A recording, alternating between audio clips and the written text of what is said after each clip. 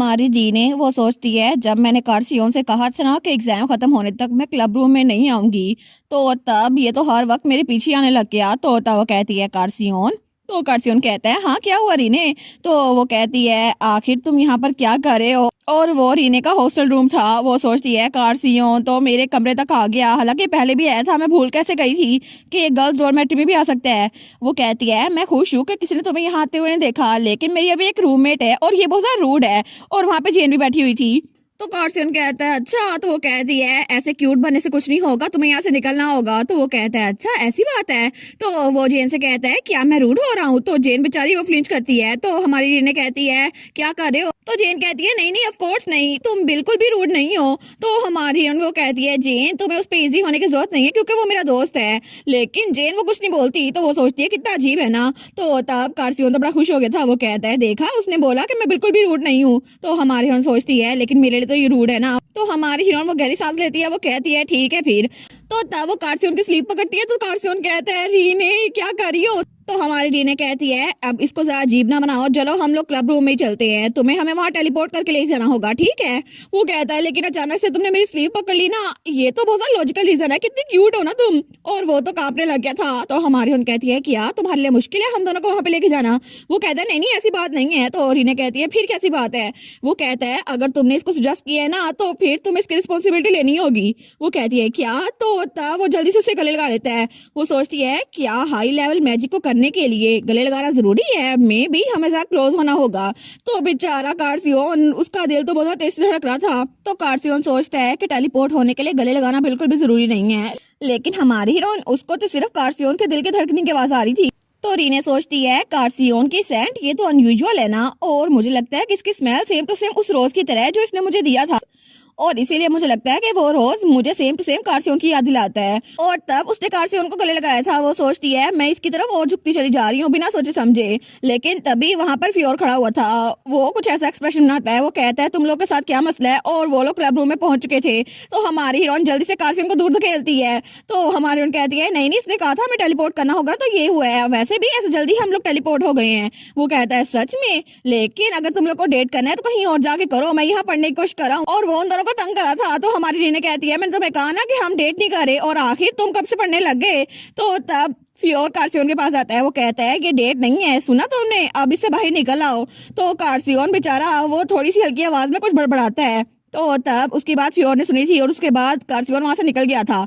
तो रीने कहती है क्या उसने क्या बोला। तो फ्योर कहता है उसने कहा कि वो थोड़ी देर के लिए बाहर जा रहा है और तब तक के लिए मैं तुम्हारे साथ जरा क्लोज ना हूँ। वो सोचती है क्या वो बाहर जा रहा है, लेकिन मैं इसके साथ कब क्लोज होती हूँ, और उसे बाहर जाने की जरूरत क्या थी, अभी तो वो कह रहा था क्लब रूम में आऊं। तो फ्योर कहता है क्या पता उसको पसीना आ रहा हो। तो हमारी हीरोइन कहती है अच्छा ऐसी बात है। वो सोचती है मैं अपना डिओड्रेंट इसके साथ शेयर करूंगी, लेकिन तब वहाँ सोफे पे जाके बैठ गई थी। तो फ्योर कहता है एनीवेज तुमने मुझसे पूछा था मैं क्या स्टडी कर रहा हूँ, लेकिन क्या तुम अपनी बात समझाने की कोशिश करोगी। तो वो कहती है नहीं नहीं मैं मीन बनने की कोशिश नहीं कर रही थी, हालांकि पहले तुम यहाँ पे स्टडी करते हो लेकिन सिर्फ बुक्स पढ़ते हो जो कि हमारे एग्जाम में नहीं आती। तो वो कहता है मैं तो बस अपने ग्रेड को मेंटेन करने की कोशिश कर रहा हूँ, वैसे भी मुझे पढ़ाई की जरूरत तो पड़ती है ना। तो हमारी हीरोइन कहती है सच में मुझे लगा था तुम और कार्सियन दोनों बहुत ज्यादा जीनियस हो, लेकिन अभी मैं सोच रही हूँ तुम्हारे बारे में मैंने कुछ ज्यादा नहीं सुना, आखिर स्कूल में तुम्हारा रैंक क्या है। वो कहता है मेरा रैंक फर्स्ट ईयर में तो मैं सेकंड रैंक पर हूँ, लेकिन पूरे स्कूल में मैं टॉप 5 में आता हूँ, लेकिन मैं इतना भी इंप्रेसिव नहीं हूँ। वो सोचती है टॉप 5 में आता है फिर भी इंप्रेसिव नहीं है, और स्पोर्ट्समैनशिप ये तो बिगेस्ट मेजर है ना पूरी एकेडमी में, इसमें तो बहुत ज्यादा मुश्किल होगा ना जीतना। लेकिन वो कहती है तुम तो सच में बहुत ही ज्यादा अच्छे हो, बिल्कुल कार्सियन की तरह। वो कहता है हाँ हाँ बिल्कुल, लेकिन उसकी पर्सनैलिटी बिल्कुल भी अच्छी नहीं है। तो रीना कहती है तुम और कार्सियन बहुत ज्यादा अच्छे हो, लेकिन रूमर्स वो तो बहुत ज्यादा इंटेंस फैली हुई थी। तो फ्योर हंसते हुए कहते हैं हाँ हर किसी को हमारे बारे में गलत आइडिया है, लेकिन कार्सियन और मैं। वो कहता है एक मिनट, तुम्हें यह तो नहीं लगता कि कार्सियन वो नाइस इंसान है, तुम्हें सच में गलतफहमी तो नहीं है रीने। वो कहती है लेकिन वो सच में नाइस है ना, कभी कभी बहुत ज्यादा टची रहता है लेकिन फिर भी दिल का अच्छा है। तो फ्योर बेचारा वो थोड़ा परेशान हो गया था। वो कहता है सच में तुम्हें लगता है कि वो नाइस है, लेकिन हमारी हीरोइन वो सोने लग जाती है। वो कहती है ठीक है मैं सोने लगी हूँ, मुझे आधे घंटे बाद उठा देना। वो कहता है ठीक है, और तब फ्योर वहाँ चेयर पे बैठ गया था। वो सोचता है ये कितनी जल्दी सो जाती है ना, लेकिन वो सोचता है सच में कार्सियन इसके इर्द गिर्द बहुत क्यूट एक्ट करता है, लेकिन असल में उसकी पर्सनैलिटी ये नहीं है। बाकी लोग के लिए तो बिल्कुल वो एक बुली है, अगर उसे कोई पसंद नहीं आता तो वो उससे बात भी नहीं करता या उसका जीना हराम कर देता है, लेकिन इसको कार्सियन पे बिल्कुल भी शक नहीं है। और ये जितना मैंने सोचा था ना उससे भी ज्यादा भोली है। लेकिन असल बात ये नहीं है, रीने कभी कभार बहुत ज्यादा ब्लंट हो जाती है, लेकिन उसके सॉफ्ट स्पॉट्स भी हैं और वो तो बहुत ही ज्यादा स्मार्ट है। लेकिन फिर भी इसकी बहुत सारी डिफरेंट साइड्स हैं और अगर मैं इसके साथ क्लोज हो गया ना तो शायद मुझे इसे जानने का मौका मिल जाएगा। और फिर क्या पता कि मुझे रोजाना इसकी नई साइड्स और नए एक्सप्रेशन देखने का मौका मिले। शायद इसी वजह से कार्सियन भी इसको इतना पसंद करता है। कोई भी इंसान इसके करीब हो तो इसको पसंद करना शुरू कर देगा। और अब मुझे समझ आ रहा है कि कार्सियन वो अपनी पर्सनैलिटी को बिल्कुल चेंज क्यों कर लेता है इसके पास आते हुए, क्योंकि वो थोड़ा परेशान है कि अगर रीने को वो पसंद ना आया तो रीने उससे दूर हो जाएगी। लेकिन रीने वो तो सच में बहुत ज्यादा वार्म इंसान है और कार्सियन इसीलिए फिक्रमंद है कि वो अपनी बैड साइड इसको दिखाए ना, ताकि रीने से नाउम्मीद ना हो जाए। इसीलिए वो उसके साथ नाइस है। और मैं भी सच में इसके साथ नाइस होना चाहता हूँ। तो तभी हमारी रीने उसकी आंख खुलती है।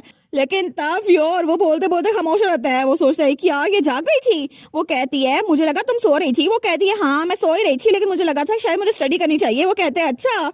लेकिन वो सोचता है कहीं इसने मेरी बात तो नहीं सुन ली, वैसे मैंने कुछ गलत तो नहीं कहा था। लेकिन पता नहीं क्यों, लेकिन मेरा दिल बहुत ज्यादा तेज से धड़कने लग गया है और मैं इसको देखना चाहता हूँ। लेकिन ये कितनी सरप्राइज थी ना। और मैं सच में तुम्हें पसंद नहीं कर सकता रीने, क्योंकि तुम्हें कार्सियन पसंद करता है। लेकिन आखिर मेरे दिल में ऐसी हलचल क्यों मची हुई है। और तब रीने उठ के बैठ गई थी और अंगड़ाई ले रही थी। तो वो सोचते हैं रीने तो सच में बहुत ज्यादा अट्रैक्टिव इंसान है, लेकिन इसकी वजह से मैं डिफिकल्ट पोजीशन में फंस सकता हूँ और मेरी लाइफ इतनी भी आजाद नहीं जितना मैं सोचता हूँ। स्पेशली जब दोस्तों की बारी आती है ना, तो कभी भी मैं इसको अपना नहीं सकता, क्योंकि इसको कार्सियन पसंद करता है, मेरा इकलौता दोस्त, और इसीलिए मैं इसके पीछे नहीं जा सकता। तो रीने वो स्माइल करते हुए कहती है मैं तो सोने वाली थी, लेकिन तभी मुझे किस चीज की याद आई। ये हॉरिबल एकेडमी छुट्टियों से थोड़ी देर पहले हमें बताती है हमारे ग्रेड्स क्या है, ताकि हमारी सारी की सारी छुट्टियां बेकार गुजरे और हम पढ़ते रहे। लेकिन ये एकेडमी इतना हॉरिबल क्यों है। लेकिन फिर भी अच्छी बात है ना कि मेरे परफेक्ट स्कोर है क्लब एक्टिविटीज में, इसलिए मुझे टेस्ट पे फोकस करना होगा। ये सब कुछ तुम लोग की वजह से है। वो कहते हैं हाँ मुझे भी ऐसा लगता है। तो हमारी हीरोइन सोचती है जब मैं अपने ग्रेड चेक कर रही थी ना, तभी मुझे क्लब का नाम भी पता चला। हालांकि मैं क्यूरियस थी, लेकिन मैंने कभी इनसे पूछा नहीं। और ऐसा लगता है हमारे क्लब का नाम है FTC। मुझे पता है कि मॉस्किटो टॉर्चर क्लब का नाम है MTC, लेकिन FTC का क्या मतलब है, फ्योर टॉर्चर क्लब, क्योंकि कार्सियन हमेशा से टॉर्चर करता रहता है। तो फ्योर सोचता है पता नहीं ये क्या सोच जा रही है। तो फ्योर वो सोचता है पता नहीं ये कितना डेंजरस होता जा रहा है। मैं हर वक्त इसके बारे में सोचता हूँ कि ये क्या सोच रही है, लेकिन तभी वो अपनी मुट्ठी बंद करता है। वो सोचता है अगर ऐसे चलता रहा ना तो मैं बहुत बड़े मसले में फंस जाऊंगा। तो उठते हुए कहता है रीने तुमने कहा था कार्सियन और मैं दोनों अच्छे हैं। वो कहती है हाँ। तो वो कहता है ऑनेस्टली फर्क नहीं पड़ता कि तुम कार्सियन के बारे में क्या सोचती हो, लेकिन मैं तुम्हें अपने बारे में बता देता हूँ। वो कहती है अच्छा, लेकिन इसका क्या मतलब है। वो कहता है मैं इतना भी नाइस नहीं हूँ जितना तुम्हें लगता है, क्योंकि कार्सियन ने जैसे कहा था ना, ये सब कुछ सिर्फ एक एक्ट है जो हम दूसरों को दिखाते हैं, और तुम्हें किसी ना किसी दिन रियलाइज हो जाएगा कि असल में हम दोनों जैसे क्लब रूम में होते हैं ना, बाहर वैसे बिल्कुल नहीं होते। इसलिए मैं तुम्हें एडवांस में बताना चाहता हूँ। वो सोचता है इसलिए मुझे इससे अपनी डिस्टेंस करनी चाहिए, ताकि ये मेरे बारे में नाउम्मीद ना हो। तो हमारी हीरोइन कहती है ये तो मुझे पहले से पता है, और तुम बिल्कुल भी एक पुश ओवर नहीं हो। वो कहता है एक पुश ओवर। तो रीने कहती है हाँ बिल्कुल, तुम्हारी स्माइल की वजह से। जब तुम स्माइल करते हो ना तो सच में ये नेचुरल लगती है, इसलिए मुझे पता है कि तुम मेरे साथ अच्छे से रहते हो। वो कहता है सच में। तो फ्योर सोचता है मैं सच में चाहता हूँ कि वो अभी मुझसे परेशान हो जाए, लेकिन अगर ये ऐसे स्माइल करती रही तो मेरी उम्मीदें वो बढ़ जाएंगी। वो सोचता है मैं रीने को जो बताने वाला हूँ ना, वो बिल्कुल एक कॉमन स्टोरी है जो कि नोबल फैमिलीज के दरमियान होती है, क्योंकि मैं एक एलिजिबल चाइल्ड हूँ। लेकिन जब मैं छोटा था तब भी मैं अपने भाई की फैमिली में आ गया, यानी कि असल फैमिली में। तो तब मेरा भाई वो एक लेजिमेट चाइल्ड था, उसने मुझे यहाँ भेज दिया इस अकेडमी में बहुत ज्यादा दूर, और मेरी इकलौती खुशी यही थी कि मैं अपनी फैमिली के साथ खाना खाऊं। लेकिन जब मैं हॉस्टल के कमरे में था बिल्कुल अकेला, तो मैंने खुद से डिसाइड किया कि मैं अपनी जगह वापस लेकर आऊंगा और मैं अपने घर का वारिस बनूंगा। लेकिन तब वो रीने से कहता है अकेडमी में मैं जो कुछ भी करता हूँ ना, वो इसलिए करता हूँ ताकि यूजफुल कनेक्शन बना सकूं, और ये बिल्कुल भी रियल नहीं है कि मैं लोग की हेल्प करता हूँ, और मैं सच में चाहता हूँ कि लोग मेरी तरफ फायदेमंद रहें। वो सोचता है जब मैंने डिसाइड किया कि मैं लोग को यूज करूंगा, तो मैंने ये भी डिसाइड किया कि वो लोग मुझसे नफरत करेंगे, और इसीलिए रीने के लिए भी ये बिल्कुल नेचुरल है कि वो मुझसे दूर हो जाए। तो रीने कहती है ये तो बहुत ज्यादा डिफिकल्ट होगा। वो उसकी तो देखता है, वो कह रहा है कि यार। तो रीना कहती है तुम तो बहुत ज्यादा थक गए होगे ना लोगों को प्लीज करते करते, तुम बहुत ज्यादा मुश्किल वक्त से गुजरे हो। तो तब वो कहता है तुम डिसअपॉइंटेड नहीं हो। वो कहती है लेकिन मैं डिसअपॉइंटेड क्यों होंगी। तो फ्योर कहता है मैं लोगों को इस्तेमाल कर रहा हूँ, ये ऑब्वियसली गलत है। तो हमारी रीना कहती है आखिर मुझे उनकी फिक्र क्यों होगी, तुम मेरे दोस्त हो वो नहीं। तो वो हंसता है, वो कहता है सच में रीने तुम तो सबसे ज्यादा अलग हो। लेकिन फ्योर सोचता है मैं सच में अपनी हेल्प नहीं कर सकता, मैं तो इसके प्यार में पड़ ही जाऊंगा। क्योंकि ये बिल्कुल ऐसा ही है जैसे पानी वाटरफॉल में ऊपर से नीचे बहता है और इसीलिए मैं अपने दिल को इसकी तरफ मुड़ने से रोक नहीं सकता। तो तब वो ब्लश कर रहा था, वो कहता है थैंक यू, लेकिन वहां से जाते हुए कहता है सॉरी मुझे कुछ याद आ गया, मैं यहाँ चलता हूँ। वो कहती है ठीक है बाद में मिलेंगे, लेकिन वो वहां पे बैठी रह गई थी। वो सोचती है कितनी खामोशी है ना यहाँ पर, कार सच में नाइस है और उसने मुझे ये काउच ला कर दिया और ये ब्लैंकेट्स, मुझे सच में यहाँ पर सोना बहुत पसंद है। और वो सोचती है फियोर ने कहा था वो अच्छा इंसान नहीं है क्योंकि वो दूसरों को यूज कर रहा है, लेकिन उसने कभी भी कार्सियोन को यूज करने का नहीं सोचा। हालांकि वो हाउस लिसेंटियस का इकलौता वारिस है, वो उसके सामने है फिर भी वो उसको यूज नहीं करता, शायद इसीलिए क्योंकि उसको लगता है कार्सियोन उसका असली दोस्त है। लेकिन पता नहीं ये दोनों क्या सोचते हैं, मुझे इस बारे में कुछ नहीं पता। और तब वो फिर से अपनी आंखें बंद कर लेती है, तभी दरवाजा खुलता है। वो सोचती है ऐसा लगता है कार्सियोन वापस आ गया, लेकिन मैं तो उसको चाहती थी वो मुझे पढ़ाई करता हुआ देखे, वो तो मुझे सोता हुआ देख रहा है, उसको लगता होगा मैं कितनी लेजी हूँ ना। लेकिन तभी बिल्कुल खामोशी थी और तब कार्सियोन वो थोड़ी हल्की आवाज में कहता है एक बार जब एग्जाम खत्म हो जाए तो तब गर्मियों की छुट्टियां स्टार्ट हो जाएंगी और उस वक्त मैं तुम्हें बहुत ज्यादा मिस करूंगा। आखिर मैं तुम्हारे बगैर कैसे रह सकूंगा रीने। और वो तो बहुत ज्यादा उदास था, उसे लगा था हमारी हीरोइन सो रही है, लेकिन हमारी हीरोइन दिल में सोचती है क्या हो गया, हर कोई मेरी तरफ ऐसे देखकर क्यों सोच रहा है जैसे मैं सो रही हूँ। पहले फियोर भी बातें कर रहा था लेकिन उसे लगा था मैं सो रही हूँ। तो तब वो उसके बाल थोड़े से पीछे करते हुए कहता है मैं सच में वीकेंड तुम्हारे बगैर बहुत ज्यादा मुश्किल से गुजार पाता हूँ, तो इतनी लंबी छुट्टियां ये ना ही आए तो अच्छा होगा। और क्या कोई मैजिक है जिसकी वजह से टाइम स्लो डाउन हो जाए। वो सोचती है क्या क्या ये तो मुझे इग्नोर करना जरा मुश्किल लग रहा है। और वो सोचती है मैं तो बस इसको फील बेटर करवाना चाहती हूँ।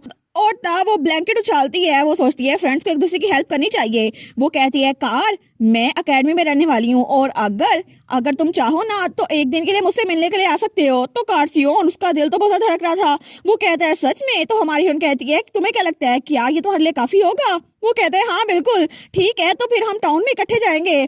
तो वो उसका मुंह बंद कर देती है, वो सोचती है नहीं नहीं इसको इकट्ठे नहीं जाने का गाना। तो वो कहता है क्या क्या हुआ तुम्हें। तो तब हमारी हीरोइन सोचती है इसका मतलब है कि हम लोग डेट पे जाए, लेकिन मैं सच में इसके साथ डेट पे नहीं जाना चाहती क्योंकि दोस्त कभी भी डेट पे नहीं जाते क्योंकि इसकी वजह से गलतफहमी हो जाएगी। और तब दूसरी तरफ फियोर वो बाहर खड़ा हुआ था, वो सोचता है उसने कहा था तुम मेरे दोस्त हो, लेकिन वो हंसता है, वो सोचता है उसने मुझे पकड़ लिया। वो असल में मुझे फील बेटर करवाने की कोशिश नहीं कर रही थी, लेकिन पता नहीं चीजें कैसी होंगी अगर यही चीजें वो कार्सियोन को कहेगी। लेकिन पता नहीं चीजें कैसी हो जाएंगी अगर उसे कार्सियोन की ट्रू सेल्फ का पता चल गया। और तब वह जा रहा था, वो सोचता है ये रीने है, मुझे लगता है कि रीने उसको सच में बदल के रहेगी, जैसा वो है ना उससे बिल्कुल बदल लेगी। लेकिन वो सोचता है क्या फिर भी क्या मुझे मुझे एक चांस मिल सकता है क्योंकि मैं सच में रीने के साथ रहना चाहता हूँ, लेकिन कार्सियोन की वजह से नहीं, मुझे लगता है ये मुमकिन है। और तब हमारी रीने हमें बताती है 2 हफ्ते अकाउंटिंग टेस्ट के बाद आराम से गुजर गए और फाइनली एग्जाम खत्म हो गए। और आप लोग सोच रहे होंगे ना ये टाइम इतनी जल्दी कैसे गुजर गया, तो बस ये समझे कि एग्जाम का पीरियड वो हमने ब्लर कर दिया था। तो तब पीछे उसके जेन खड़ी थी, वो कहती तुम किससे बात कर रही हो, लेकिन इसी तरह हमारी हीरोइन बताती है और जब फाइनल बेल रिंग हुई ना तो स्कूल ब्रेक वो स्टार्ट हो गई थी। और तब वो कमरे में थी और जेन की हेल्प कर रही थी, तो वो कहती है मैं तुम्हारी हेल्प कर देती हूँ। तो जेन कहती है लेकिन तुम मेरी हेल्प क्यों कर रही हो, तुम्हें अपने भी तो काम होंगे ना। वो कहती है नहीं नहीं मुझे लगता कि ये सारे बैग्स तुम खुद हैंडल कर पाओगी। तो जेन कहती है कितना एम्बैरेसिंग है ना। तो हमारी बहन कहती है लेकिन तुम रहती कहाँ पर हो। तो जेन कहती है मैं तो साउथ में रहती हूँ। तो रीने कहती है वो तो बहुत ज्यादा दूर है ना, मुझे लगता है तुम्हारा सफर बहुत ज्यादा लंबा होगा। तो जेन कहती है मैं मजाक नहीं कर रही, वहाँ पे तो कैरेज राइड इतनी लंबी है ना, मेरी तो अभी से टांगे दर्द करना शुरू हो गई। तो जेन कहती है लेकिन मैं आज नहीं जा रही, आज मैं जहाँ काम करती थी ना मैं वहाँ पर रुकूंगी। तो हमारी बहन कहती है क्या तुम जहाँ काम करती थी मतलब तुम्हारी एक जॉब थी। वो कहती है हाँ, यहाँ स्कूल वापस आने से पहले ना मैं एक नोबल लेडी की कंपेनियन थी। तो हमारी सोचती है वाओ जेन तो सच में एक नोबल है, अगर किसी नोबल के यहाँ काम करना होता है तो उसके लिए बैकग्राउंड का अच्छा होना जरूरी है। तो जेन हंसते हुए कहती है मेरी तरफ ऐसे मत देखो, मैं कनेक्शन बनाने की कोशिश नहीं कर रही थी, असल में मेरी फैमिली को पैसों की जरूरत थी इसलिए मैंने काम किया था। तो वो कहती है एक्चुअली मुझे लगता है ये बहुत इंप्रेसिव है कि तुम अपनी फैमिली के लिए अर्न कर रही थी। तो जेन कहती है ना मुझे लगता है ये ऐसा ही है। लेकिन जेन वो सोचती है क्या यही मेरा चांस है कि मैं रेने को अपना सारा सच बता दूं, लेकिन अगर मैंने उसको बता दिया कि मैं यहाँ पर उसकी जासूसी करने के लिए आई थी तो क्या पता उसको बुरा लग जाए, और ये सब कुछ मैं कार्सियोन को बता रही थी, उसको क्या पसंद है, तो क्या पता कि वो ऐसे स्माइल करे या फिर नहीं। लेकिन मैं सच में बहुत ज्यादा बुरा मना रही हूँ क्योंकि मैंने उसे झूठ बोला, क्या वो सच में मुझे माफ कर देगी। तो वो हिम्मत करके कहती है रीने मुझे असल में तुमसे एक बात करनी है। तो रीने कहती है हाँ क्या हुआ। तो जेन वो कुछ बोलने लगती है लेकिन तभी वो कहती है नहीं कुछ भी नहीं। वो सोचती है मैं ये नहीं कर सकती, मैं सच में ये नहीं कर सकती। तो हमारी हीरोइन सोचती है जेन मुझे क्या बताना चाहती है, क्या ये उसके फैमिली के बारे में है। लेकिन तब वो सोचती है चलो छोड़ो इसको, जब तक वो मुझे खुद नहीं बताना चाहती मैं खुद कुछ नहीं पूछूंगी। वो कहती है जेन, तो जेन कहती है हाँ क्या हुआ। तो उसके हाथ पे हाथ रखती है और कहती है अगर तुम मुझे नहीं बताना चाहती तो कोई बात नहीं, मैं तुमसे नहीं पूछूंगी, लेकिन अगर कुछ भी है जो तुम मुझे बताना चाहो तो किसी भी वक्त बता सकती हो, ठीक है? क्योंकि दोस्त इसीलिए होते हैं। तो जेन तो रोने वाली हो गई थी। वो कहती है सच में रीने तुम तो बहुत ज्यादा अच्छी हो, और उसको गले लगती है। वो कहती है तुम तो बहुत ज्यादा स्वीट हो। तो हमारन कहती है हाँ बिल्कुल मैं एग्री करती हूँ, और मेरे जैसे काइंड लोग को मिलना तुम्हें बहुत ज्यादा मुश्किल होगा। तो जेन अपने आंसू पोंछते हुए कहती है हाँ हाँ बिल्कुल सही बात कर रही हो, और मैं ब्रेक के दरमियान तुम्हें खत लिखूंगी। वो कहती है थैंक यू, मैं तुम्हारा इंतजार करूंगी, और बस अब रोना शुरू ना कर देना। और इस तरह फाइनली जेन भी वहां से निकल गई थी, और उसके रूममेट्स और क्लब मेंबर्स भी वहां पर नहीं थे, सिर्फ हमारी हीरोइन भी थी। तो वो सोचती है वेकेशन मेरी अकेले शुरू हो गई, लेकिन फिर भी मैं नाउमीदी में नहीं फंसी, और मैं हब्स के लिए रिसर्च कर रही थी।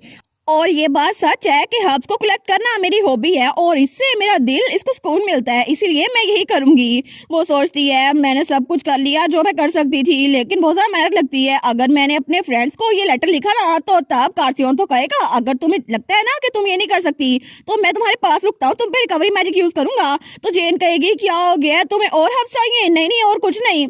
तो फ्योर कहेगा हीलिंग, क्या तुम श्योर हो कि ये किलिंग नहीं है? वो सोचती है मैं इमेजिन कर सकती हूँ वो क्या कहेंगे, लेकिन मैं अपने फ्रेंड्स को बहुत ज्यादा मिस कर रही हूँ। तो तब वो सोचती है ठीक है मेरे पेरेंट्स की डेथ एनिवर्सरी भी आने वाली है, तो मुझे लगता है कि मुझे उनके विजिट करना चाहिए। तो तब हमारी हीरोइन हमें बताती है मेरे पेरेंट्स की ग्रेव वो अकेडमी से थोड़ी दूरी थी, वहाँ पे एक विलेज था वहाँ पर, और ये मेरा होम टाउन है, और वो जगह जहाँ मेरे पेरेंट्स रहते थे और जहाँ पे वो मर गए।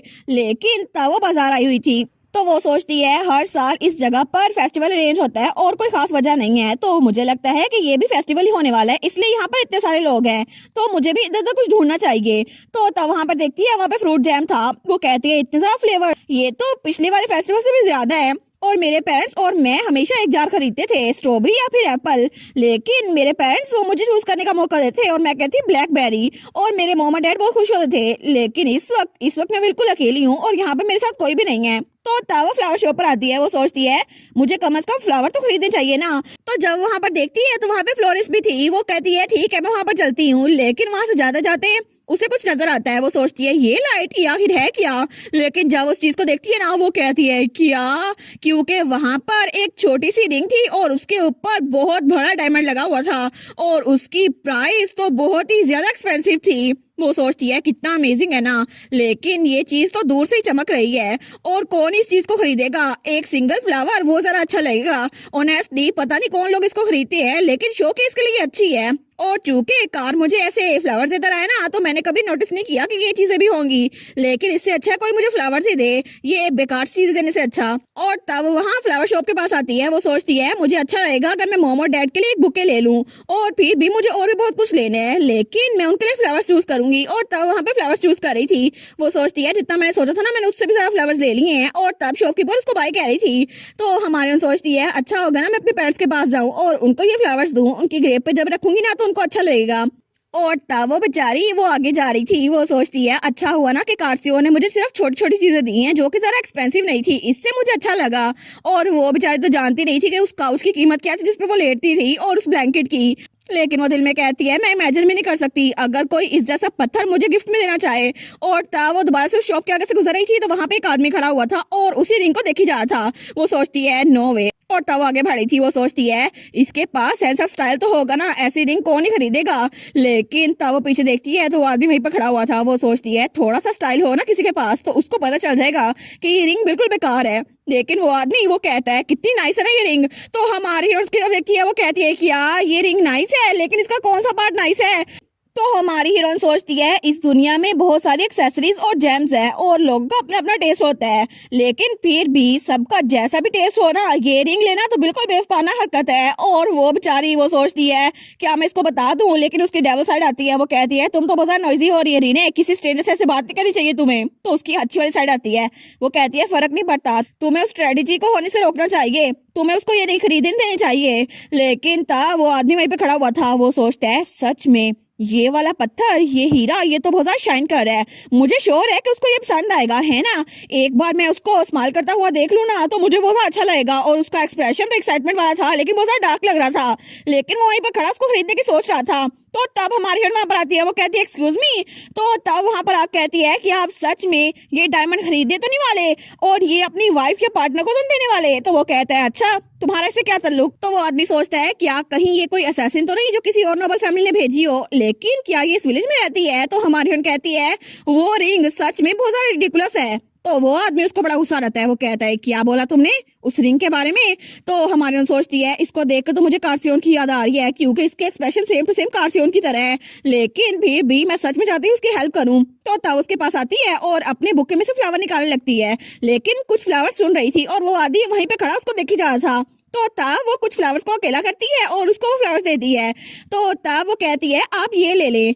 तो वो नोबल सोचता है ये सच में कोई ऑर्डिनरी लड़की नहीं है, लेकिन वो उसको फ्लावर देते हुए कहती है हे मिस्टर ये ले लें। वो कहता है मिस्टर। तो हमारी उसको पकड़ाई देती है, वो कहती है बस आप इसको रख लो ना। और तब उसे उस फ्लावर्स के बारे में बताती है, वो कहती है ये एजलियस है और ये सिंबल है हैप्पीनेस ऑफ लव की, तो प्लीज आप इसे अपने पार्टनर को दीजिएगा, उसको ये बहुत पसंद आएगा। तो वो आदमी कहता है कि वो सोचता है इसने ये फ्लावर्स मुझे दिए ताकि मैं अपनी वाइफ को दे सकूं, लेकिन तब वो कहती है आई होप उनको ये पसंद आए और अब मैं चलती हूँ। और उसके बाद हमारी रीने वहां से निकल गई थी और वो आदमी वहीं पे खड़ा रह गया था, लेकिन तभी उसके पीछे वो रिंग भी चमक रही थी। तो तब वो अपने बटलर से कहता है जल्दी करो। तो वो बटलर कहता है जी योर ग्रेस। तो तब वो आदमी कहता है ठीक है पूरा का पूरा ज्वेलरी स्टोर उसको खरीद लो। और इसके अलावा वो कहता है जी सर क्या हुआ, क्या मैं इन फ्लावर्स को फेंक दूं। तो वो कहता है नहीं मुझे नहीं लगता इस पे भी कोई पॉइजन यूज किया गया है या फिर कोई मैजिक, तो इसको मैं खुद ही रखूंगा। और उसके बाद दूसरी तरफ हमें कोई लड़की दिखा जाती है, वो कहती है यहाँ पे कितना मजा आ रहा है ना। और वो थी हमारी कार्सियोन की मॉम सिल्विया लिसांटियस। वो कहती है अच्छा हुआ ना कि हम लोग यहाँ पे थोड़ी देर के लिए रुक गए। तो तभी बगी का दरवाजा खुलता है और वहाँ पे कोई आता है और वहाँ पे वही आदमी था। तो वो लड़की कहती है ओ डियर तुम यहाँ पर आ गए। तो वो आदमी कहता है हाँ बिल्कुल मैं तुम्हारे लिए एक प्रेजेंट लेने गया था जो इस फेस्टिवल की याद दिलाए तुम्हें। और वो था लियोनियन लिसांटियस जो कि हमारे हीरो कार्सियोन का फादर था। तो तब हमारे हीरो की मॉम कहती है एक प्रेजेंट, ओ माय सच में एक बुके, ओ माय मुझे तो सच में ये बहुत पसंद आया। तो तब हमारे हीरो का डैड कहता है लेकिन मैं तो कुछ और लेने की। तो उसकी मॉम कहती है तुमने मेरे लिए फ्लावर्स खरीदे, मैं तो सोच रही थी तुम मेरे लिए कोई ज्वेलरी स्टोर खरीद लोगे, लेकिन कितना अच्छा लगा ना मुझे ये गिफ्ट। और सच में मैं इस फ्लावर को यूज कर सकती हूँ ना कि उस एक्सेसरी को जो तुम खरीद के लाते हैं। मुझे बहुत अच्छा लग रहा है, ये तो ऐसा सील फ्लावर है ना। और मुझे कितना अच्छा लग रहा है तुमने पहली बार मुझे फ्लावर दिए हैं। और ये सारी की सारी बातें हमारे हीरो के डैड के सीने में लग रही थी। तो तब वो कहता है हाँ बिल्कुल ये सच है कि मैं तुम्हारे लिए फ्लावर्स लेकर आया हूँ और एज ये हैप्पीनेस ऑफ लव को रिप्रेजेंट करते हैं, मैं तुम्हारे लिए लेकर आया हूँ। तो हमारे कार्सियोन की मॉम तो बड़ी खुश हो गई थी, वो कहती है thank you so much dear, मुझे ये सच में बहुत ज्यादा पसंद आए। तो वो आदमी वो सोचता है आई सपोज मुझे उस लड़की का शुक्रिया अदा करना ही चाहिए। और उसके बाद वो बग्गी में बैठ गया था। तो हमारे हीरो की मॉम कहती है कार्सियोन तो आजकल बहुत ज्यादा परेशान लग रहा है क्योंकि उसके क्रश ने उसको जवाब नहीं दिया और इसीलिए मैं भी सैड थी, लेकिन अब इन फ्लावर्स के बाद मुझे अच्छा लग रहा है। तो तब कार्सियोन का डैड कहता है तुम्हें गलतफहमी हुई है डियर, उसका कोई क्रश नहीं है। तो हमारे हीरो की मॉम कहती है नहीं उसके क्रश है और उस लड़की का नाम मैंने पहले सुना था, मुझे थोड़ा फैमिलियर लग रहा था, लेकिन पिछले महीने जब कार्सियोन मेरे पास आया था और उसने कहा था एक लड़की को कुछ नोबल्स बुली कर रहे हैं, तो तब मुझे उसके बारे में कुछ एक्शन लेना था और मैंने उन बुलिस को वहां से निकाल दिया था। लेकिन उस वक्त गैस करो ना वो लड़की कौन थी। तो हमारे कार्सियोन का डैड कहता है क्या वही लड़की है इसको कार्सियोन पसंद करता है। तो उसकी मॉम कहती है हाँ बिल्कुल, और ये फ्लावर्स इनकी स्मेल कितना अच्छी है ना, थैंक यू सो मच। और मुझे बहुत खुशी हो रही है कि मेरे बेटे का किसी पे क्रश है किसी नॉर्मल लड़के की तरह, और यही बात मुझे बहुत सुकून दे रही है। लेकिन तभी वो थोड़ा सा कोल्ड होते हुए कहती है लेकिन मेरे बेटे के पास सिर्फ उसका चेहरा ही है, उसकी पर्सनैलिटी बिल्कुल भी अच्छी नहीं है, मुझे तो उस लड़की के लिए बहुत ज्यादा बुरा लग रहा है। फिर भी मुझे कितना बुरा लग रहा है कि वो लड़की उसको हमारा कार्सियोन पसंद करता है। तो उसका डैड सीरियस हो गया था, वो कहता है हाँ लेकिन कोई ना कोई वजह तो हो सकती है ना, क्योंकि वो तो बिल्कुल मेरी तरह है। और तब हमें कुछ दिनों बाद अकेडमी का सीन दिखा रहता है और वहाँ पे हमारी हीरोइन गेट के पास खड़ी हुई थी, वो कहती है क्या आखिर ये क्या है। और वहाँ पे उनकी फैमिली का बटलर आया था उसको एक लेटर देने के लिए, वो कहता है प्लीज इस लेटर को पढ़े। तो हमारी और सोचती है ये कैरेज ये तो गोल्ड से बनी हुई है, लेकिन ये यहाँ पर आखिर किसने भेजी है और ये लेटर मैं इस लेटर को क्यों दूंगी, ये लेटर तो बहुत सस्पिशियस लग रहा है। आखिर कौन सी फैमिली मुझे कांटेक्ट करेगी, फ्योर कभी भी अपनी फैमिली का नाम यूज नहीं करेगा और ना ही जेन, तो ये तो बहुत ज्यादा सस्पिशियस है। वो कहती है मुझे माफ कीजिएगा लेकिन मैं इसको एक्सेप्ट नहीं कर सकती। तो वो बटलर कहता है मैंने आपसे कहा प्लीज इसको पढ़ ले, ये बहुत ज्यादा इंपॉर्टेंट है। तो हमारी वहाँ पर देखती है तो वहाँ पे एक चेक भी था, वो सोचती है कि एक चेक है, तो वो चेक थोड़ा आगे होता है और वहाँ पे 10 करोड़ से भी ज्यादा की रकम थी। वो सोचती है क्या इतनी सारी रकम, तो वो जल्दी से उस चेक को पकड़ लेती है। वो दिल में सोचती है यहाँ पे जितने सारे जीरो है ना मैं इसको लौटा नहीं सकती, लेकिन वो दिल में सोचती है फिर भी किसी नोबल के पास कोई रीजन नहीं होगी कि वो मेरे पास आए लेटर देने के लिए, और फिर भी मैं इसको देख लेती हूँ। तो जब वो लेटर पढ़ती है ना तो वहाँ पे लिखा हुआ था मेरी अपनी वाइफ के साथ लड़ाई हो गई है, मुझे बताओ इसको कैसे फिक्स करना है। वो सोचती है अच्छा ये लेटर ये तो राइट टू द पॉइंट है, और मुझे लगता है कि वो अपनी वाइफ को बहुत ज्यादा पसंद करता है। और इसी तरह रीने वो लियोनॉन को देखती थी हमारे हीरो के फादर को। तो हमारी हीरोइन सोचती है मुझे नहीं पता कि उनकी सुलह कैसे करवाऊं, लेकिन जब मैं उसे स्ट्रीट से मिली थी ना तो मुझे लगता है उसके पास कोई टेस्ट नहीं है, लेकिन उसको पता कैसे था कि मैं यहाँ पर हूँ। तो हमारी हीरोइन सोचती है और मुझे उस आदमी की वाइफ के बारे में भी कुछ नहीं पता, लेकिन उसको फ्लावर्स पसंद आ गए थे, मुझे इसके अलावा कुछ नहीं पता। लेकिन तभी उसको एक आइडिया आता है, वो सोचती है मे भी मुझे लगता है कि उसे कोई ना कोई चीज तो पसंद आएगी ना।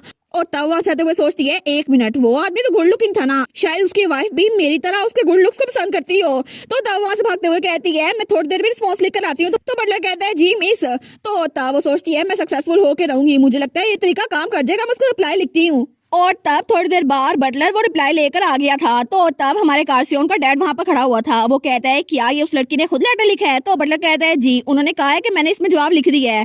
तो तब उस लेटर को पढ़ता है, वो कहता है ठीक है हम लोग को कहीं भी जाना होगा और तुम्हें मेरे ऑर्डर को फॉलो करना होगा। वो कहता है जी सर। और तब हमारी हीरोइन अपने कमरे में बैठी हुई थी। वो सोचती है मैंने रिप्लाई लिख तो दिया, लेकिन अब मुझे पछतावा हो रहा है, क्या पता मेरा आइडिया काम ना करे, और वैसे भी वो हाई रैंकिंग नोबल है, क्या पता उसको ये इंसल्ट लगे।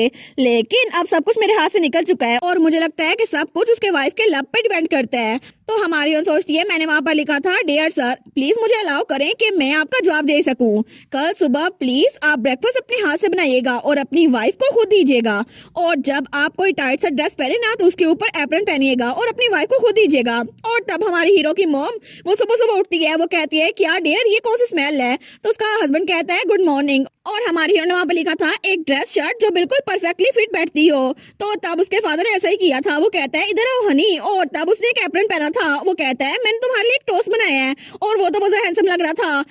तो तब वो कहता है पता नहीं ये तुम्हारे टेस्ट के मुताबिक सूट करेगा या फिर नहीं, लेकिन मैंने खुद बनाया है। तो उसकी वाइफ तो बहुत खुश हो गई थी, वो कहती है वाओ डियर तुम तो बहुत हैंडसम लग रहे हो, मुझे तो बहुत पसंद हो। और इस तरह उनकी मैरिटल मेकअप सक्सेस हो गई थी, जो कि हमारी हीरोइन की वजह से हुआ था। और हमारी हीरोइन उस बेचारी को पता नहीं था कि वो दोनों कार्सियोन का मॉम और डैड है, लेकिन वो बिना जाने ही उन दोनों की हेल्प कर रही थी। तो इस तरह तो हमारे कार्सियोन के मॉम और डैड तो उसको ज्यादा पसंद करेंगे ना, कार्सियोन से भी ज्यादा। और तब हमें कुछ दिनों बाद का सीन दिखा रहता है, जब हमारी हीरोइन अपने कमरे में बैठी हुई थी, उसके पास कुछ लेटर्स थे। वो सोचती है लगता है मेरा आइडिया काम कर गया, क्योंकि वो आदमी जिसका कोई टेस्ट नहीं था उसने मुझे फिर से लेटर लिखा और उसे उस आदमी का नाम नहीं पता था। वो सोचती है इसके अलावा मुझे जे ने भी लेटर लिखा और मेरी आंटी ने भी।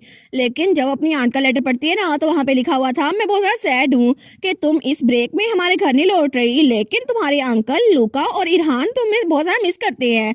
तो तब वो उस लेटर को मरोड़ देती है, वो कहती है क्या वो मुझे मिस करते हैं, लेकिन बाकी की तो मैं समझ सकती हूँ, इरहान भी मुझे मिस करता है। वो दिल में कहती है सॉरी आंटी, लेकिन ये बात सुनना मेरे लिए बहुत ज्यादा हॉरिबल है और मैं कभी इस बात पे यकीन नहीं करूंगी। और तब अपना सर पकड़ लेती है, वो कहती है ठीक है काम डाउन, ये इरहान की गलती नहीं थी।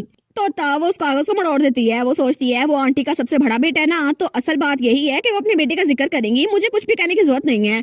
और तब वो सोचती है इससे मुझे याद आया कि कार ने भी मुझे एक लेटर लिखा था, लेकिन कार्सियोन ने क्या लिखा होगा? वो सोचती है कार्सियोन, मुझे लगा था कि वो रोज मुझसे मिलने आ जाएगा, लेकिन अच्छा हुआ ना मैंने उससे बात की थी कि वो पूरी ब्रेक में सिर्फ मुझसे एक बार मिलने आ सकता है।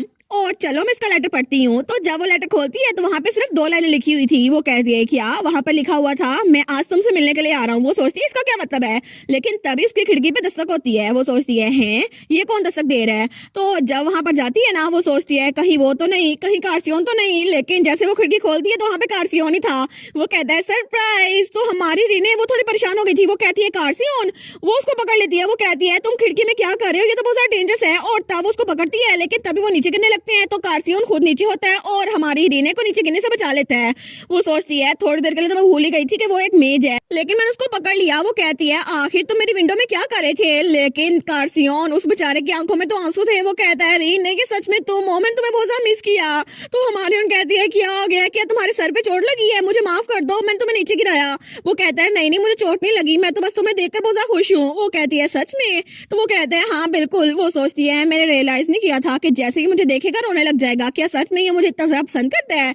लेकिन फिर भी मैं इसके लिए कुछ नहीं कर सकती, मुझे माफ कर दो कार्सियोन। लेकिन मुझसे कहती है इडियट, अगर तुम मुझे इतना ही देखना चाहते थे तो पहले आ जाते। वो कहता है लेकिन अगर मैं पहले आ जाता तो बाकी की पूरी छुट्टियां मैं तुम्हें मिस करता रहता, इसलिए मैं अब आया हूँ।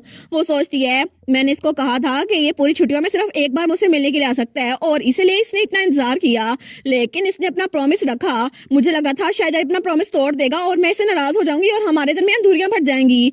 लेकिन तभी कार्सियोन दूसरी तरफ मुंह कर लेता है। वो सोचती है लगता है ये मुझसे गुस्सा है, लेकिन कार्सियोन बेचारा वो तो अपना दिल पकड़ लेता है। वो कहता है ये तो कंफ्यूज लग रही है, कितनी क्यूट है ना ये। तो हमारी सोचती है अब मैं क्या करूं, क्या मुझे इसे फील बेटर करवाना चाहिए। तो तब वो कहती है ठीक है मुझे आइडिया आया। तो कार्सियोन कहता है क्या आइडिया आया। वो कहती है चलो हम लोग टाउन में चलते हैं। वो कहता है ठीक है और बहुत एक्साइटेड था। और उसके बाद वो लोग अकेडमी के पास शॉपिंग डिस्ट्रिक्ट में पहुंच चुके थे। तो तब कार्सियोन वो कहता है ये क्या चीज है। तो हमारी कहती है ये एक फोटोग्राफी स्टूडियो है और हम लोग यहाँ पर अपनी पिक्चर्स लेने के लिए आए हैं और तुमने मेरे साथ प्रॉमिस रखा ना, तो मैं तुम्हारे दिन को यादगार बनाऊंगी, ठीक है। हम लोग इकट्ठे तस्वीरें बनवाते हैं। वो कहता है हाँ हाँ ये तो बहुत अच्छा लग रहा है। और थोड़ी देर बाद जब उनके पास वो पिक्चर आ गई थी ना, तो कार्सियोन कहता है ये तो बिल्कुल परफेक्ट है ना, मैंने रीने के साथ स्माइल करते हुए तस्वीर बनाई और ये तो बहुत प्रीशियस पेपर है। और एक फोटो हमारी रीने के पास भी थी। तो रीने कहती है अच्छा हुआ ना तुम्हें ये पसंद आ गई। तो तब वो पेमेंट करने लगती है। दुकानदार कहता है थैंक यू। तो तब हमारा कार्सियोन कहता है ये बहुत ज्यादा एक्सपेंसिव होगा ना, मैं पे करता हूँ।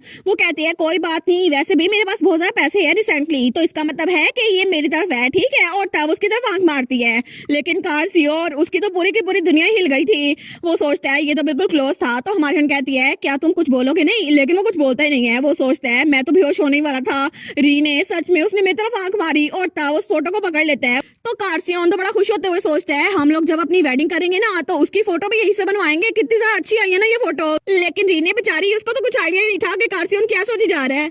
और रीने बेचारी जो कि कार्सियोन को अपने आप से दूर करने की कोशिश कर रही थी, लेकिन कार्सियोन की अफेक्शन तो उसकी तरफ बढ़ती जा रही थी और उसने तो शादी तक का प्लान कर लिया था। और इसी के साथ ये वाला पार्ट यहीं पर ख़त्म। तो आप लोग बताइएगा आप लोग को ये पार्ट कैसा लगा और वीडियो को लाइक और चैनल को सब्सक्राइब लाजमी कीजिएगा। बाकी वीडियोस का लिंक भी स्क्रीन पर नज़र आ रहा होगा, तो काइंडली उनको भी चेकआउट कर लें। और thank you so much for watching my videos. Stay safe, bye bye.